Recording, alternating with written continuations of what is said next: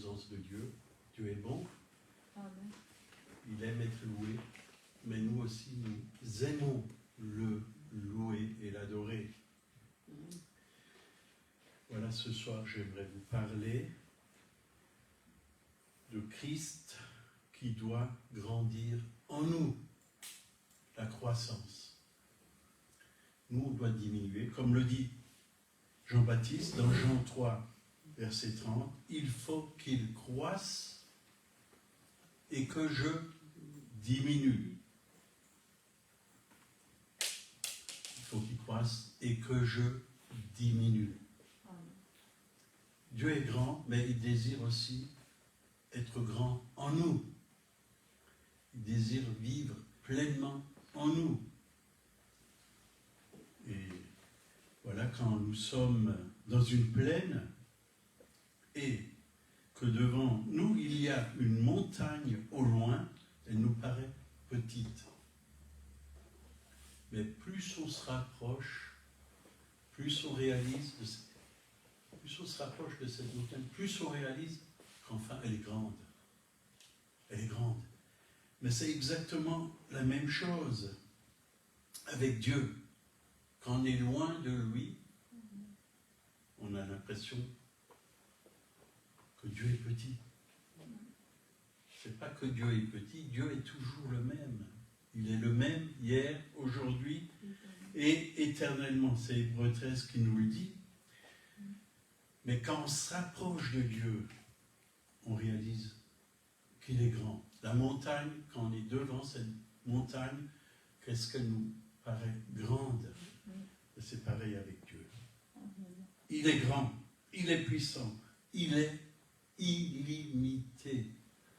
Et quand on est loin, on a l'impression que Dieu ne va pas faire grand-chose pour nous. Ce n'est pas Dieu qui dit ça, mais c'est nous qui disons ça.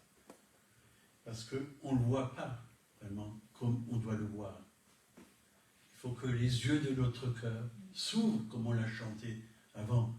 Et quand les yeux de notre cœur s'ouvrent sur les réalités spirituelles de Dieu, on voit que rien n'est impossible à Dieu, qu'il est tout-puissant et qu'il veut faire de grandes choses pour nous. Il veut manifester sa gloire, comme il l'a fait dans sa parole, qui est la Bible. Mais il le fait encore aujourd'hui dans ce monde, dans la vie des gens, dans la vie des malades. Il guérit encore les malades, il sauve les perdus, il délivre les drogués, les prostituées, il transforme les vies, il touche les banquiers, il veut même toucher les présidents, et il le fait. Il le fait dans certains pays. Il y a des gens qui sont ouverts au Saint-Esprit, qui sont ouverts à Dieu et qui honorent Dieu. Il touche les hommes d'affaires. Il veut toucher tout le monde. Que ce soit quelqu'un qui est dans la rue, qui est dans la pauvreté, que ce soit quelqu'un qui est riche. Dieu ne fait exception de personne. Il est venu pour sauver ceux qui étaient perdus. Il n'est pas venu pour les justes, mais il est venu pour sauver. Il est venu pour ceux qui sont dans la misère, dans la maladie, dans la souffrance, qui sont vraiment dans le péché. Il est venu pour libérer justement les pécheurs. Et Jacques 4, verset 8, il nous est recommandé de nous approcher de Dieu et il se rapprochera de nous. Et après, il nous a dit, nettoyez vos mains, pécheurs, purifiez vos cœurs, hommes irrésolus. Ça, c'est quand on s'éloigne de Dieu, vous voyez. Quand on s'éloigne de Dieu, il y a des choses qu'on ne voit plus comme on les voit quand on est près de lui, quand on est près de son cœur. On a l'impression que Dieu est très loin.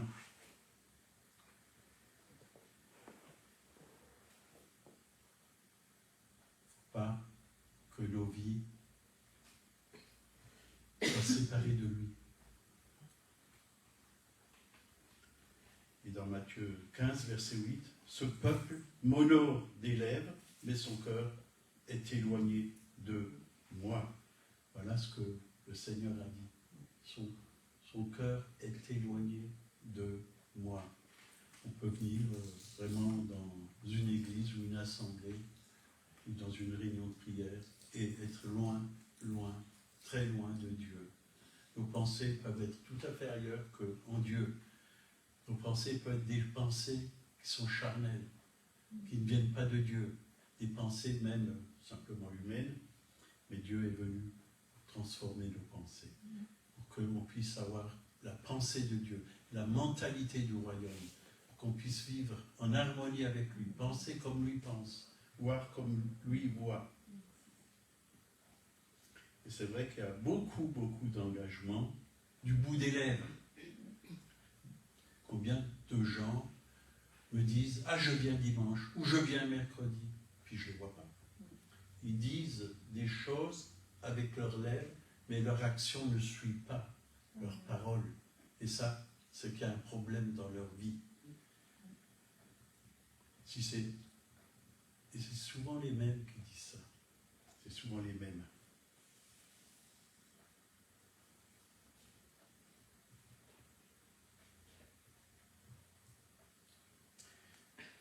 Et combien, au lieu d'aimer venir dans la présence de Dieu, aimer venir à la prière, sont devant la télé.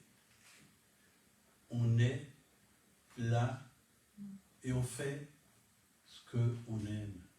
Si on aime Dieu, on est dans sa présence. On le loue, on l'adore, on l'écoute, on cherche sa face. Mais si on aime autre chose, on va faire autre chose. Si on préfère la télé, écouter les infos, il y a un temps pour tout. Je ne dis pas qu'on ne peut pas écouter les infos, mais il y a un temps pour tout. Trop d'infos de ce monde, c'est pas bon. Ça peut aussi nous éloigner et voir les choses peu négatives, tout ce qui se passe, qui n'est pas bon. Mais quand on a les informations qui viennent de Dieu, de la parole de Dieu, ça nous stimule. Notre foi, elle est stimulée. Notre foi, elle devient vivante. On est encouragé. On est renouvelé dans l'esprit de notre intelligence.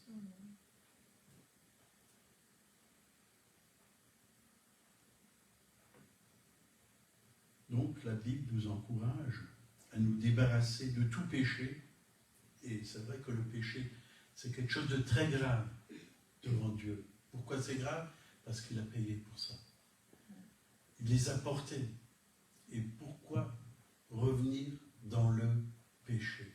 Pourquoi revenir dans le péché? Dans de mauvaises habitudes qu'on avait dans notre vieille vie. Tout ça, il faut que nous puissions abandonner toutes ces choses. Parce que le péché, la Bible dit que le péché nous sépare de Dieu. Nous sépare de Dieu.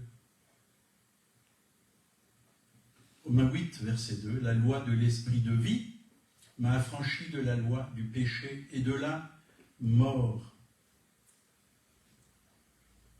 M'a affranchi. La loi de l'esprit de vie. Si on marche avec l'esprit de Dieu, on ne va pas marcher dans le péché. On va marcher dans la lumière, on va marcher en nouveauté de vie. Le Saint-Esprit nous tire toujours vers le haut. Mais le péché nous pousse toujours vers le bas. Toujours vers le bas. Et combien de personnes qui étaient bouillants se sont laissées séduire par le péché. Ils ont même quitté le Seigneur. Ils sont allés dans des voies de perdition. Et j'en connais, je peux vous dire. Ésaïe 59, versets 1 et 2. La main de l'Éternel n'est pas trop courte pour délivrer, ni son oreille trop dure pour entendre. Mais ce sont vos iniquités qui ont mis une barrière entre vous et votre Dieu. Vous voyez, c'est le péché qui a mis une barrière entre nous et notre Dieu. Ce n'est pas parce qu'on se dit chrétien que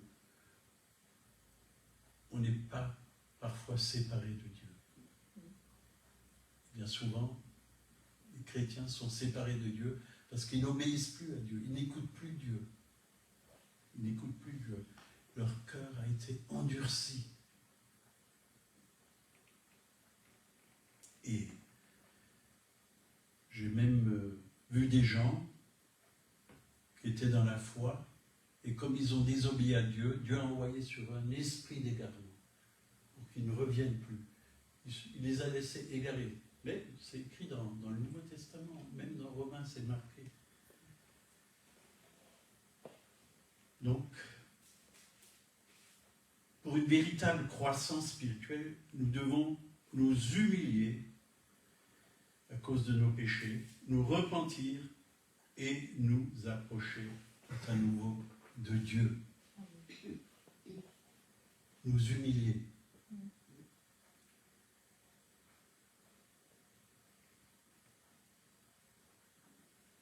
Et Paul a dit, ce n'est plus moi qui vis, c'est Christ qui vit en moi. Paul, tout son cœur était en Christ.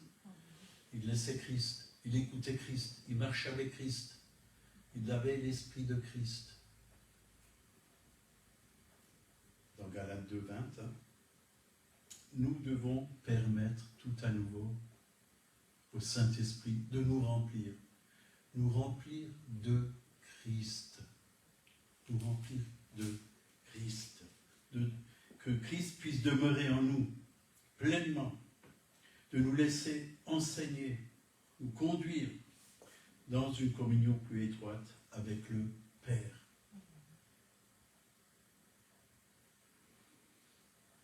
Donc, on a besoin de grandir. Un enfant, s'il veut grandir, il doit se nourrir.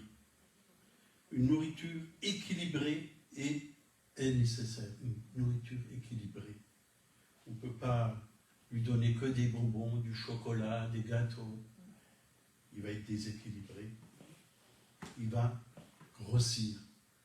Il y a des chrétiens qui grossissent. Ils grossissent et ils grossissent. Ils sont tellement gros spirituellement, je parle, je ne parle pas du corps. Ils reçoivent tellement de choses, ils écoutent tellement de choses, mais ils ne pratiquent rien. Ils ne pratiquent rien. Ça ne sert à rien.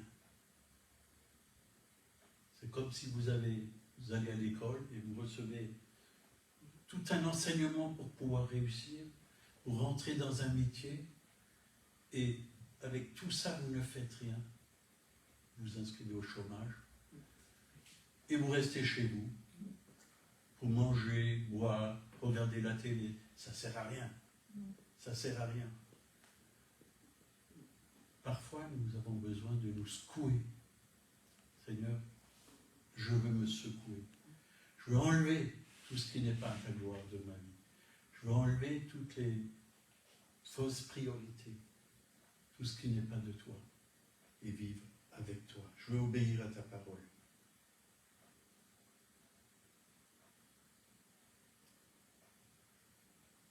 Et on a besoin vraiment de toute la parole de Dieu. Toute la parole de Dieu, c'est là où il y a toutes les vitamines dont on a besoin. Il y a le fruit du Saint-Esprit dans Galates 5:22, le fruit du Saint-Esprit. Et c'est ça que Dieu veut nous donner. Le fruit du Saint-Esprit. Et quand on a le fruit du Saint-Esprit, on porte le fruit de Dieu. Parce que le fruit du Saint-Esprit, c'est le fruit de Dieu en nous, dans notre être intérieur. Et on le manifeste. Et les gens sont touchés. Ceux qui sont autour de nous sont encouragés. Parce qu'ils voient l'image de Jésus en nous. Et il y a un serviteur de Dieu qui a dit, un chrétien triste, c'est un triste chrétien. Et c'est vrai. Qu'est-ce qu'on veut témoigner quand on est triste? Ça ne donne pas envie aux gens. Si on n'a pas la joie du Seigneur, si on est toujours craintif, qu'on a peur de ne pas réussir, on a peur de la vie, on a peur parce que de perdre notre travail, on a peur parce que tout augmente, nos finances descendent.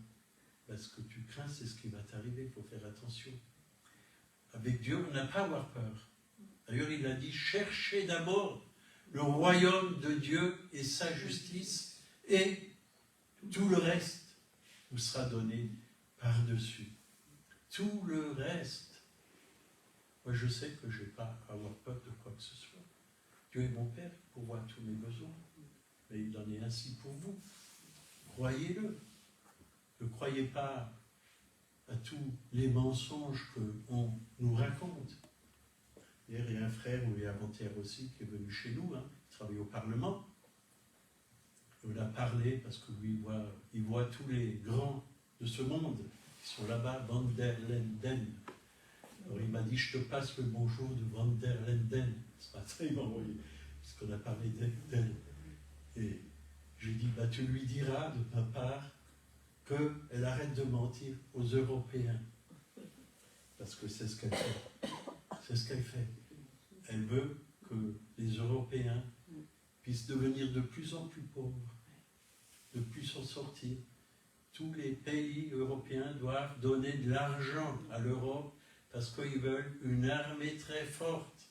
Bon, mais je m'arrête là. Mais voilà. Il y a des gens comme ça, dans ce monde, dans nos gouvernements, qui ont une mauvaise image de la vie. Mais nous, on a un Dieu tout-puissant qui nous aide. Mais il faut prier pour eux. Je ne dis pas ça pour les critiquer, mais nous devons prier pour ceux qui gouvernent, ceux qui mettent des lois en place. Parce que, voilà, il faut que ce pays de France et ces pays d'Europe soient dans la paix. Qu'ils puissent avoir ce dont ils ont besoin, qu'ils puissent travailler, qu'ils puissent être heureux, qu'ils puissent fonder une famille. Combien de gens ne veulent plus d'enfants parce que ils ont peur de ne pas pouvoir bien les élever, de ne pas pouvoir bien les nourrir, et ainsi de suite.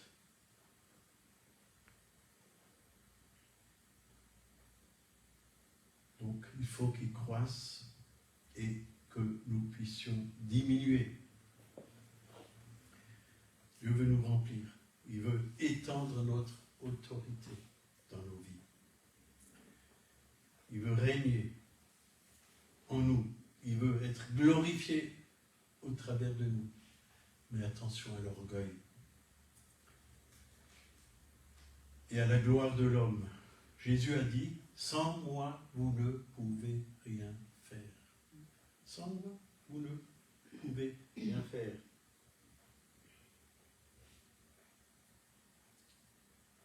C'est très dangereux de prêcher sans le Saint-Esprit, de prêcher des idées humaines en tant que chrétien. On a besoin du Saint-Esprit. On a besoin d'être guidé par le Saint-Esprit. La sagesse humaine, elle vient d'en bas, elle ne vient pas d'en haut, elle ne vient pas de Dieu. Il y a beaucoup de sagesse humaine aujourd'hui dans les églises. Christ veut vivre dans nos vies. On peut jouer à la vie chrétienne, chanter, louer sans le Saint-Esprit, mais il n'y a pas la présence de Dieu. Parce que nos cœurs, on fait ça par habitude. On fait ça par habitude.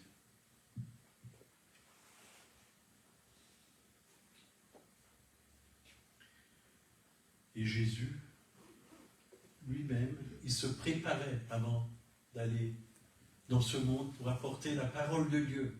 Et il ne faisait que ce qu'il voyait faire son Père. Il se préparait, il se levait, même tôt le matin, parfois il faisait encore nuit, il se mettait à part dans le désert ou dans un lieu où il pouvait rencontrer le Père et demander au Père. C'est important de chercher chaque jour la face de Dieu et de pouvoir apporter aussi ce que Dieu met sur notre cœur à ceux qui sont autour de nous.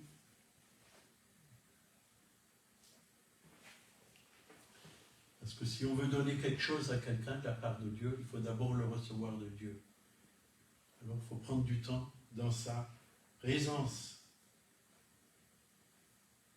Alors, la question qu'on peut se poser, est-ce que Dieu a beaucoup de place dans nos cœurs ou il a juste un tout petit peu de place?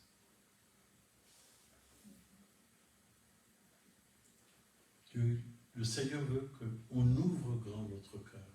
Et comme David a dit, tu oins d'huile ma tête et ma coupe déborde. Déborde. Alors donnons-lui toute la place. Pas seulement un petit peu de place. Seigneur, prends tout, hein, on le chante parfois. Oui, prends tout, Seigneur. Parfois on lui donne, puis on reprend.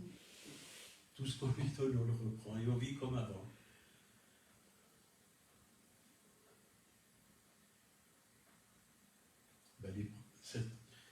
dans les actes, hein, les vrais chrétiens, ils étaient entiers pour Dieu. Ils étaient prêts à aller en prison pour le Seigneur. Paul, Silas, emprisonnés. Ils n'avaient peur de rien parce qu'ils faisaient ce que Dieu leur a montré. Et même en prison, ils chantaient des louanges. Et les portes de la prison s'ouvraient. Dieu envoyait des anges.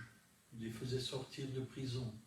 Mais nous ne devons pas avoir peur de qui que ce soit.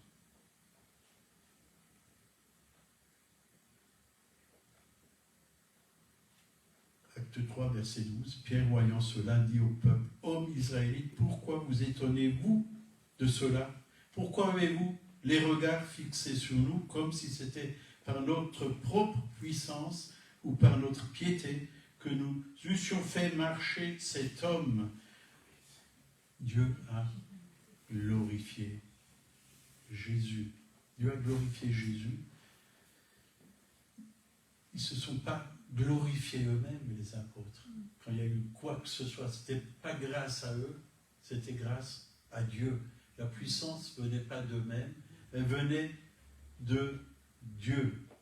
Si on veut diminuer, oui, alors nous devons toujours rendre gloire à Jésus. Ne cherchons pas à nous élever, mais élever Jésus. C'est ça que nous avons besoin. Élever Jésus dans nos vies. C'est toujours lui. Ce n'est pas grâce à nous.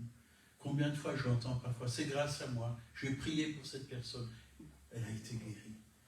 Oui, elle a été guérie, mais c'est grâce à Dieu. C'est grâce à Dieu. Nous, on n'est que des vases. Attention, ayons un cœur humble. Ayons un cœur humble. Michée, chapitre 6, verset 8. On t'a fait connaître, ô homme, ce qui est bien. Est-ce que l'Éternel demande de toi? C'est que tu pratiques le droit ou la justice, que tu aimes la loyauté, que tu marches humblement avec ton Dieu. Que tu marches humblement avec ton Dieu. C'est quoi le contraire de l'humilité? C'est l'orgueil. Qu'est-ce que dit la parole? Dans Proverbe 18, verset 12. Avant la ruine, le cœur de l'homme s'élève, mais l'humilité précède la gloire. L'humilité précède la gloire. Et Proverbe, toujours dans Proverbe 29, verset 23, l'orgueil d'un homme l'abaisse, mais celui qui est humble de l'esprit obtient la gloire. Quand on est humble, Dieu met sa gloire en nous. Et il la manifeste au travers de nous. Parce qu'il sait qu'on ne prendra pas la gloire pour nous. On lui rendra gloire. Quand Dieu fait un miracle, c'est grâce à lui. Ce n'est pas nous qui avons fait le miracle. Nous, on a simplement obéi. On a fait ce que lui nous a montré, mais c'est Dieu qui a la gloire. Et Luc 14, verset 11, Jésus a dit, car quiconque s'élève sera abaissé. Abaissé. Et quiconque s'abaisse sera élevé. Tu veux être grand? Tu veux être grand pour la gloire de Dieu? Abaisse-toi. Abaisse-toi. C'est lui qui va t'élever pour faire son œuvre. Et tu vas le glorifier. Et tu vas l'élever. Lui seul est digne d'être élevé, d'être glorifié.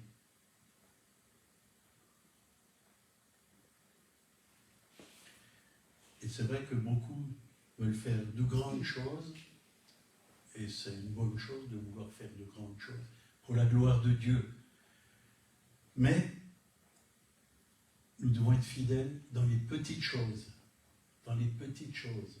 Et j'ai déjà remarqué, réalisé, partout dans les églises, c'est toujours les mêmes qui sont là pour servir, pour faire le ménage, pour faire toutes sortes de choses que Dieu veut qu'on fasse pour qu'une église soit propre, pour qu'une église soit un témoignage. Mais est-ce que nous sommes là pour faire ce que Dieu nous demande. Peut-être Dieu vous demande d'accueillir les personnes ou de les saluer quand ils viennent, une nouvelle personne, ou même si ce n'est pas une nouvelle personne qui est découragée, de lui porter des paroles d'encouragement, des paroles qui relèvent.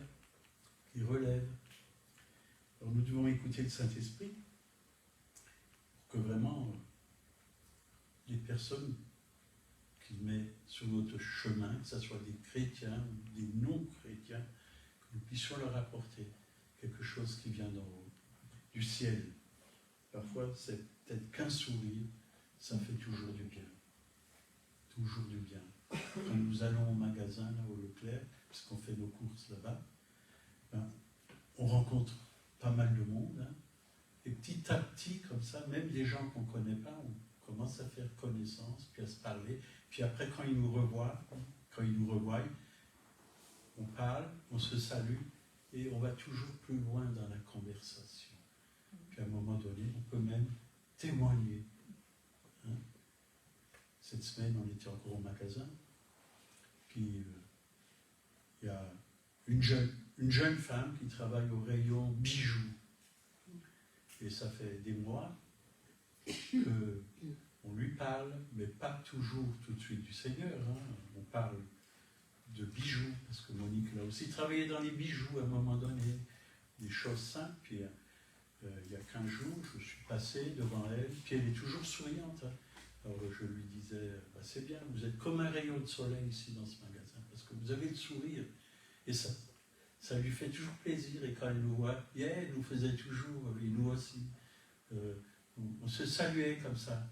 Puis la semaine, il y a 15 jours, je lui ai donné mon témoignage. Elle a dit, oh ben ça m'intéresse. Je lui ai dit, j'ai écrit même un livre. Oh, ça j'aimerais lire. Puis je lui ai emmené le livre. Voyez. Elle était toute contente. Toute contente. Elle a dit, ça, je vais lire, ça m'intéresse. Et là, ben, vous voyez, il y avait des ouvriers, là. J'étais les trois jours ici, lundi, mardi, mercredi. Je suis passé, puis je leur ai emmené mon livre. Je leur ai parlé du Seigneur. Quoi. Et d'ailleurs, la première des choses qu'un des responsables qui était là, il m'a dit, on va bien travailler, c'est la maison de Dieu, ça. Il faut faire les choses, il faut bien faire les choses, il m'a dit. C'est lui qui m'a dit. Et ce soir, je lui ai donné mon livre. Il a dit, vous savez, j'ai perdu la foi. J'étais déçu par des chrétiens. Alors je dis, bah, si vous l'avez perdu, hein, quand on perd quelque chose, qu'est-ce qu'on fait? On peut chercher et retrouver la chose. Hein, il y a bien une dame dans la Bible qui a perdu un drachme. Elle l'a cherché, elle l'a retrouvé, qui a été dans la joie. Cet homme peut être dans la joie. Mais je lui ai donné mon témoignage, comme ça, en quelques paroles. Il a dit, alors ça m'intéresse, alors de lire ce livre. Il a dit, je vais le lire. Dieu cherche des gens, mais est-ce qu'on est prêt à semer, à nous donner pour des personnes? On est prêt à rendre un témoignage autour de nous, où on a peur. On a peur, qu'est-ce qu'il va penser si je dis je suis chrétien? J'ai rencontré un chrétien travaillé plusieurs années dans une entreprise, et il a dit, moi je n'ai jamais parlé de Dieu dans mon entreprise, où je suis. Jamais. J'attends que les gens me demandent, mais les gens ne m'ont jamais demandé, puisqu'il avait l'air toujours très triste. Je ne savais pas qui il était exactement. Je lui ai dit, il faut ouvrir ta bouche et dire qui tu es. Il ne faut pas avoir honte de l'évangile. Il faut parler de l'évangile. Il faut emmener la lumière où il y a les ténèbres.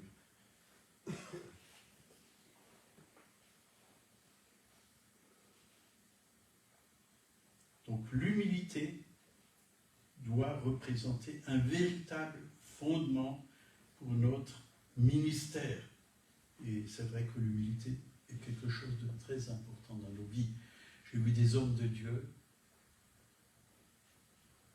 ils ont tellement bien réussi à un moment donné que, voilà, ils n'en pouvaient plus. Quoi. Ils sont tombés dans l'orgueil. Ils se croyaient supérieurs aux autres, meilleurs que les autres. On n'est pas meilleur que les autres. Même si on arrive à faire des choses extraordinaires avec Dieu, mais on n'est pas meilleur que les autres. On ne doit pas se mettre au-dessus des autres. On doit peut-être, comme je dis toujours, et je dis souvent à des personnes, on doit avoir la tête au ciel, mais les pieds sur la terre aussi. C'est important. Il faut rester normal. Il faut rester humain. Jésus, il était Dieu, mais en même temps homme. Mais il est venu et il allait manger avec les gens de mauvaise vie. Vous voyez. Il a compris les autres. Il faut comprendre les autres. Il faut aimer les autres.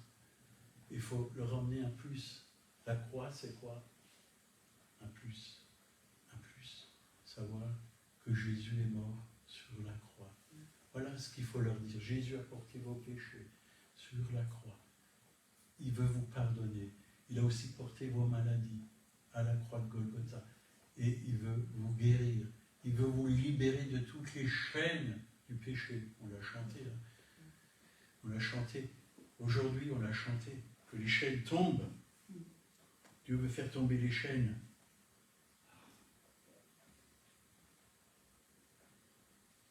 Alors que nous ne soyons pas des personnes qui tombent.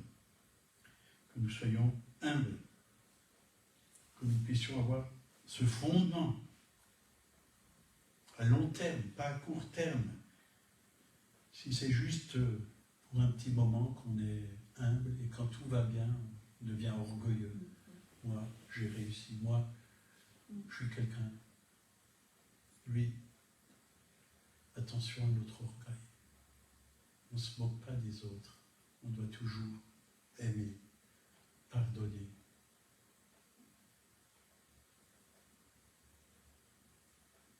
Et quand on chute, ça fait mal. J'ai connu un homme qui a chuté. Il avait un très grand ministère. C'était des foules. Il y a en Afrique des foules qui venaient. 1000, 10 000, 20 000, 30 000. Ça montait. Beaucoup de conversions, beaucoup de guérisons. À la fin, aujourd'hui, il n'y a plus rien. Je peux vous dire, il n'y a plus rien. Je suis toujours en contact avec lui. Plus rien. Que des problèmes. Attention à l'orgueil. Ce n'est plus moi qui vis, c'est Christ qui vit en moi. Le moi doit être crucifié. Nous avons été crucifiés avec Christ, hein, c'est marqué, mais Dieu l'a fait, mais est-ce que nous, on l'a fait? On a accepté d'être crucifiés. On a accepté de vivre selon l'Esprit. Est-ce qu'on a accepté de laisser tout ce qui est charnel dans nos vies, qui nous éloigne de Dieu? Il y a beaucoup de choses qui sont charnelles dans nos vies. Rien que de juger les autres, c'est charnel, ça. C'est pas spirituel. Quand quelqu'un va mal, il faut prier pour lui. Il faut prier pour lui. Il faut dire, Seigneur, relève cette personne. Aide cette personne. Encore hier ou aujourd'hui, j'ai téléphoné à quelqu'un. Alors on ne te voit plus, qu'est-ce qui se passe? Ah, Dieu n'exauce pas mes prières. Je dis, ne t'inquiète pas. J'ai dit, moi, à l'âge de 22 ans, j'ai prié pour me marier. J'ai attendu jusqu'à l'âge de 30 ans. Il a exaucé. Il y a un temps pour tout. Petit à petit, Dieu va exaucer tes prières. Ne t'inquiète pas. Ce n'est pas toujours des prières fusées. Hein. Parfois, je donne cette image. Il y a des prières, on prie, puis boum, ça vient tout de suite. Ça m'est arrivé, il y a une sœur qui m'a téléphoné. Il y a ça et ça et ça. Hein. Tu peux prier pour moi? Alors, je prie au téléphone. Le jour après, elle m'a téléphoné. Elle m'a dit, ça c'était des prières fusées. Tout de suite, toutes les portes se sont ouvertes. Il y avait 3 ou 4 portes. Tout s'est bien passé. Prières fusées. Mais parfois, ce n'est pas des prières fusées. Parfois, c'est des prières tortues. Ça vient tout doucement. Il y a le temps de Dieu. Mais il faut persévérer. Il y a marqué dans la Bible, persévérer dans la prière. Et il ne faut pas se décourager. Parce que Dieu ne ment pas. Il ne ment pas. Ce n'est pas un homme pour mentir. Dieu exauce nos prières.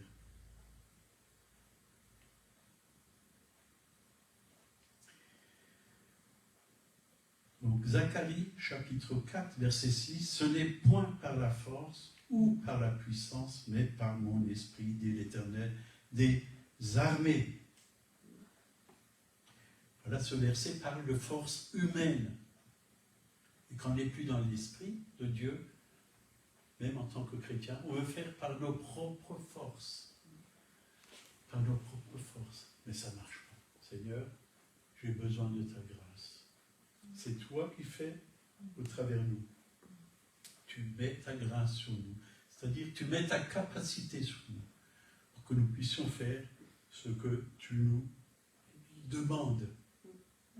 Je puis tout par celui qui me fortifie. Pas par ma propre force, par celui qui me fortifie.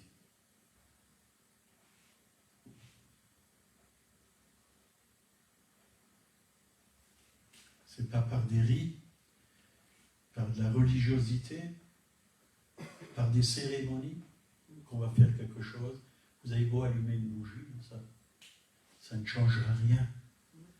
Et j'en connais, moi je vais allumer une bougie, Dieu va me protéger, Dieu va exaucer les vœux que j'ai dans mon cœur. Je vais allumer une bougie, ça n'influence pas Dieu. Il a dit, tout ce que vous demanderez au Père, en mon nom, je le ferai. Amen. Amen.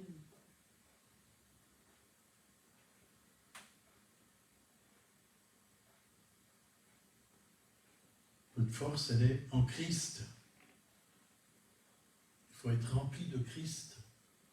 Et pour se remplir de Christ, il faut lire sa parole. Il faut demander qu'il nous remplisse de son esprit. Il faut mettre aussi la parole de Dieu en pratique. Vous savez, s'il y a de l'eau en nous, le Saint-Esprit est représenté comme de l'eau, comme de l'eau. Des fleuves d'eau vive couleront de votre sein. Mais si ça ne coule pas, si vous recevez, ça ne coule jamais, vous ne donnez pas, l'eau, elle va stagner en nous. Et qu'est-ce qui se passe si l'eau stagne en nous? Si vous laissez de l'eau dans une casserole stagner comme ça. D'ailleurs, cette année, on a eu moins de moustiques parce qu'on ne laissait pas l'eau stagner comme ça dans les bidons à l'extérieur. Et on a eu moins de moustiques dans la maison. L'eau, elle a besoin de couler. Cette eau vive doit couler de nous. Elle doit rafraîchir ceux qui sont autour de nous. Elle va vraiment encourager ceux qui sont autour de nous. Des fleuves d'eau vive, ce n'est pas des petits ruisseaux comme ça. Ça peut commencer par des petits ruisseaux. Il y a toujours un commencement dans la vie chrétienne.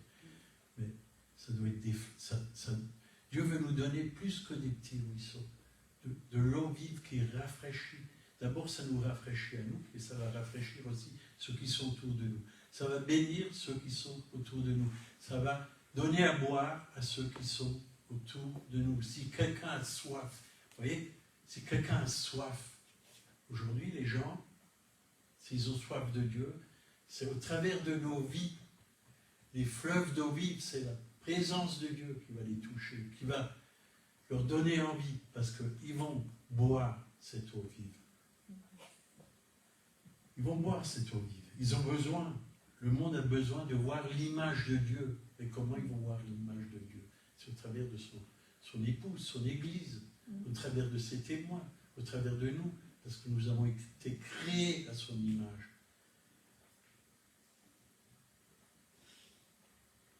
Philippiens 3, verset 4. Ce n'est pas que je n'eusse sujet, moi aussi, de me confier en la chair. Si d'autres croient pouvoir se confier en la chair, je le puis bien davantage. C'est l'apôtre Paul qui dit ça.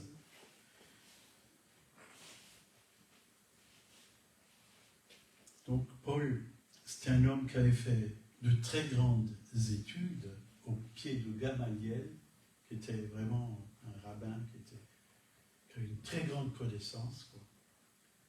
Mais il a dit, mais ceux qui étaient pour moi un gain, je les considérais comme une perte. À cause de Christ, il a accepté de diminuer.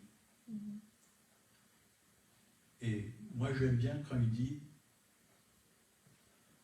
que la puissance qu'il avait, c'était la croix. Je ne veux rien d'autre prêcher que la croix du Christ. Prêchez pas toutes ces connaissances qu'il avait. Je ne dis pas que c'est pas bon d'avoir de la connaissance. C'est bon. Mais cette connaissance, il y a plein de connaissances, on peut avoir plein de connaissances. Si on n'est pas capable d'emmener une âme à Christ, ce n'est pas la connaissance humaine. Il y a toutes sortes de connaissances, même dans l'Église aujourd'hui, il y a des hommes qui parlent de toutes sortes de choses, mais s'il n'y a pas la vie de Dieu, s'il n'y a pas la puissance de Dieu, si ça ne transforme pas la vie des autres, ça sert à quoi? Toute cette belle connaissance. D'ailleurs, quand Paul s'est converti, il avait vraiment réalisé que sans Jésus, il ne pouvait rien faire. Il ne pouvait rien faire. Ce n'était pas la loi, mais c'était la grâce. C'était l'esprit de vie en Jésus-Christ. C'est ça qui a transformé sa vie. 1 Corinthiens 2, verset 4, chapitre 2, verset 4. « Et ma parole et ma prédication ne reposaient pas sur des discours persuasifs de la sagesse, mais sur une démonstration d'esprit et de puissance, afin que votre foi fût fondée non sur la sagesse des hommes, mais sur la puissance de Dieu. » Sur la puissance de Dieu.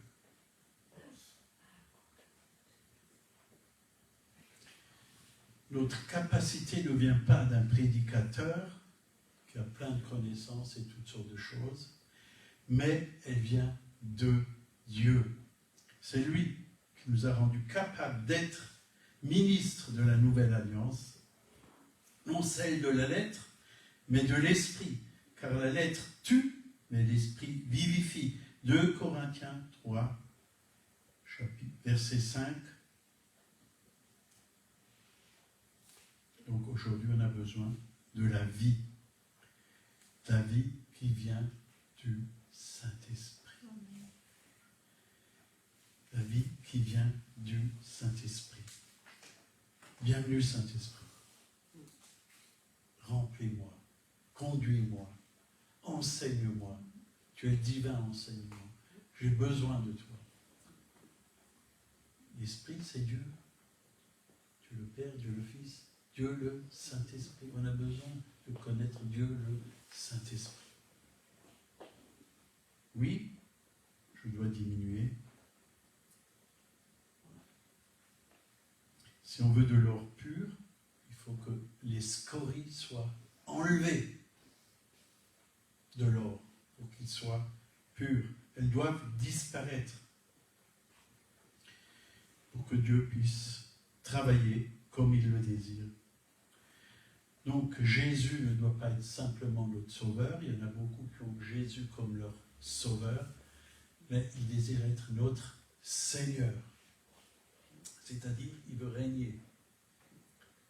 Il veut régner dans nos vies, dans tous les domaines de nos vies. Il veut régner dans nos pensées, il veut régner dans nos paroles. Il veut régner dans tout ce qu'on fait. Il veut être le roi. D'ailleurs, il est roi. Il est roi. Il est le roi des rois. Et il ne veut pas la 3e, la 4e, la 5e place. Il veut tout. Il veut la première place. Mais quand il a la première place, il a tout. Il a tout. Et c'est important de lui donner toute la place. Seigneur, nous voulons te donner toute la place. Seigneur, merci pour ta parole. Elle est vivante, elle est agissante. Tout le monde peut la comprendre parce que tu n'es pas un Dieu compliqué. Tu sais parler au cœur et tu sais ce que chacun a besoin. Ici parmi nous, ou ceux qui écoutent Internet, merci de nous utiliser pour que nous soyons des canaux remplis du Saint-Esprit, des canaux qui apportent la vie, la bénédiction, le salut, la guérison, qui apportent le Christ. C'est ce que le monde a le plus besoin aujourd'hui. Merci Seigneur. Merci de nous conduire maintenant dans la prière. Au nom de Jésus, Amen.